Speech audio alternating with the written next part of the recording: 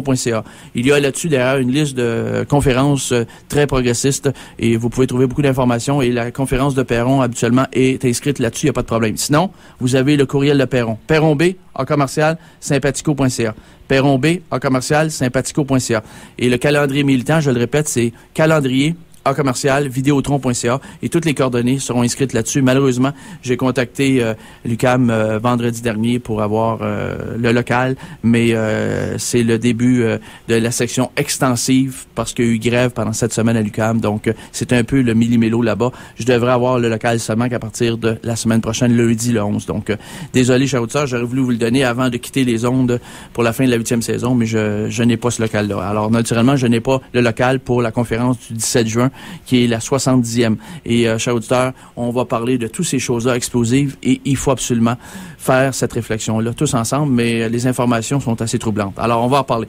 Bon, alors, chers auditeurs, j'ai avec moi en studio quelqu'un qui, mon Dieu, que ça a brassé dans les dernières semaines. Marie-Claude Monpetit, bonjour. Bonjour. En forme? Pas mal. Pas mal. Connais-tu Bernard Madoff? Oh non, c'est pas dans... T'as pas placé d'argent chez Bernard? Non, c'est pas dans ma clique d'amis. C'est pas dans ta clique. Marie-Claude Monpetit, tu es venue ici en début de saison, au tout début, en septembre dernier. À vrai dire, on a commencé la saison avec toi. Oui. Et là, on boucle la boucle ici ce matin.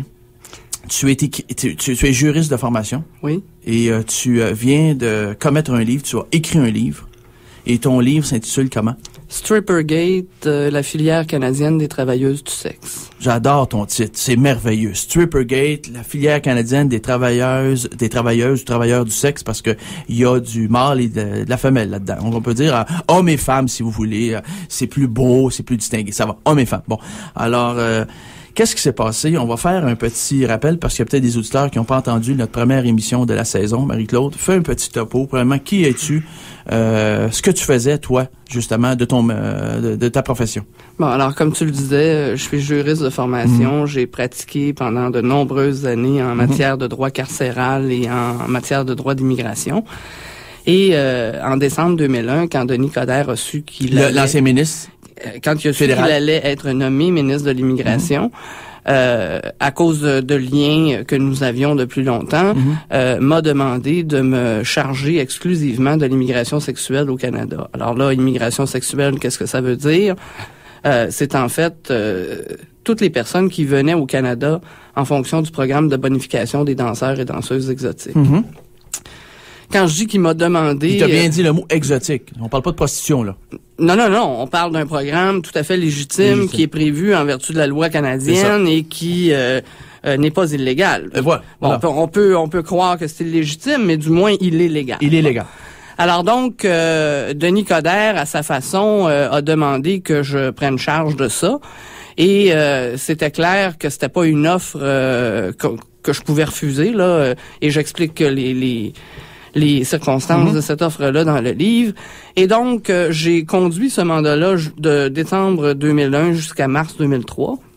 Et dans le courant de cette période-là, je me suis rendu compte que les personnes que je représentais étaient contraintes à se prostituer pour pouvoir conserver leur droit de rester au Canada. Et là, il y a eu de multiples épisodes dans cette histoire-là. Oui, c'est rebondissement sur rebondissement. Non, écoutez, c'était rocambolesque. Ouais.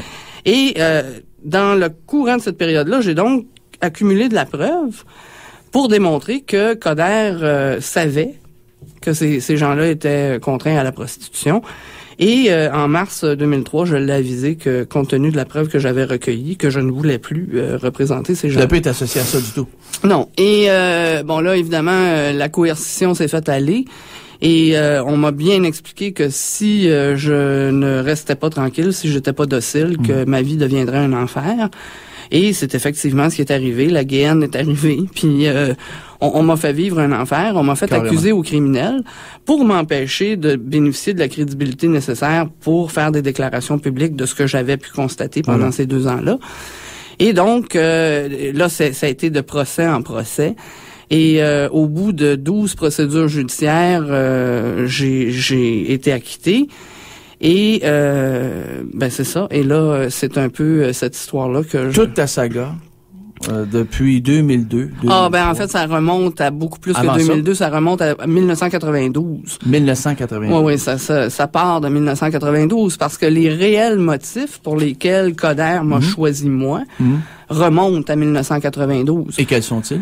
En fait, c'est des vulnérabilités personnelles que moi j'avais et que Coderre s'est fait un plaisir d'exploiter. Comme? Un historique avec le barreau du Québec. Je veux pas nécessairement rentrer dans les détails parce que je veux préserver le contenu du livre, mais disons que par cause de vulnérabilité personnelle, Coderre, ça faisait de moi, aux yeux de Coderre, une personne qui était idéale pour conduire ce mandat-là parce que lui croyait que compte tenu des vulnérabilités que je portais... Est-ce qu'on pourrait dire qu'une personne idéale pour manipuler éventuellement? C'est exactement ça. C'est ça. Lui pensait que j'irais jusqu'à commettre des illégalités compte tenu de mon historique personnel. Okay. Et moi, ça, j'ai bien fait comprendre à Coderre que si lui voulait en commettre, c'était son choix, mais que moi, je serais pas complice de ça. Okay.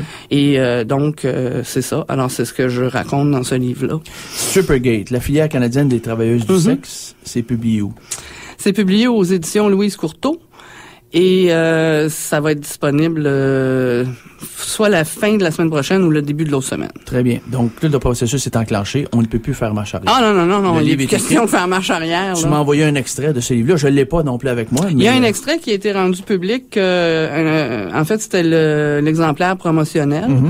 Qui est rendu public sur le site de Montreal 911 Truth. Ah, très bien. Et déjà hier, j'ai reçu des commentaires à l'appel. Positif, négatif? Oui, non, j'en ai pas reçu de négatif. Très bien, c'est encourageant. Et les gens... C'est pas eu facile les 5-7 dernières années, Marie-Claude. Oui, non, les gens veulent voir, les gens veulent voir les pièces justificatives, les gens veulent lire cette histoire-là. Oui. Et je suis contente que les gens s'intéressent non seulement à l'histoire, mais à la documentation corroboratrice, parce que moi, je préfère, et dans ce livre-là, je me suis gardé de ne pas faire de commentaires.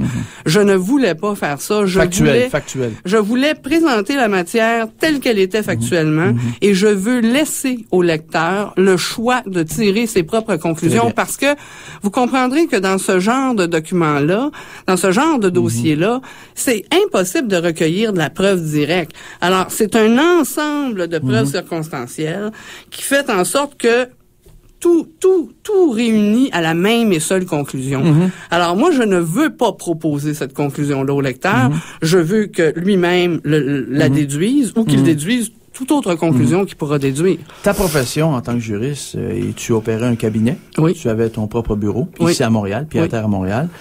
Tu appelais donc à représenter tes clients qui œuvraient dans le domaine justement des travailleurs exotiques. J'ai bien dit exotiques, c'est important. Oui. Ces gens-là ne devaient pas venir ici dans le but de se prostituer. Non. Alors, qu'est-ce qui change la donne? Comment les choses se déroulent pour qu'à un moment donné, on porte à ton attention qu'il y a des irrégularités à ce niveau-là? En fait... Et il n'y a pas juste Coderre comme acteur. Il faudrait que tu pensionnes les autres acteurs qu'il y a dans ce réseau-là. Mais Coderre n'est qu'un acteur circonstanciel. Ouais. Je veux dire, c'est un acteur temporel. Ouais. C'est un acteur temporel. Ouais. Il était là à ce moment-là. Ouais. Bon... Mais je veux dire, l'immigration sexuelle au Canada, ça remonte à bien plus loin que Coderre. Là, ça n'a pas de couleur politique non plus. Je veux dire, les ministres conservateurs, les ministres libéraux, ils y ont tous goûté, et je ne fais pas de jeu de mots ici, là. Ça transcende les couleurs politiques, ça transcende les époques aussi. Ouais.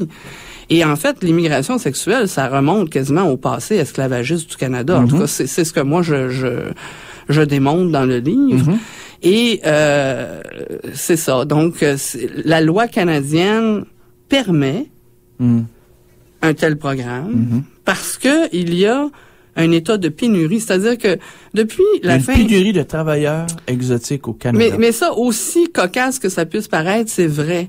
Depuis la fin des années 80, depuis que les groupements transnationaux ont pris le contrôle de tous les établissements à vocation sexuelle, la main-d'œuvre canadienne ne veut plus travailler dans ces endroits-là parce que ce n'est plus les mêmes conditions de travail que c'était à l'époque où plusieurs policiers étaient propriétaires de maisons où il y avait de la danse exotique, etc.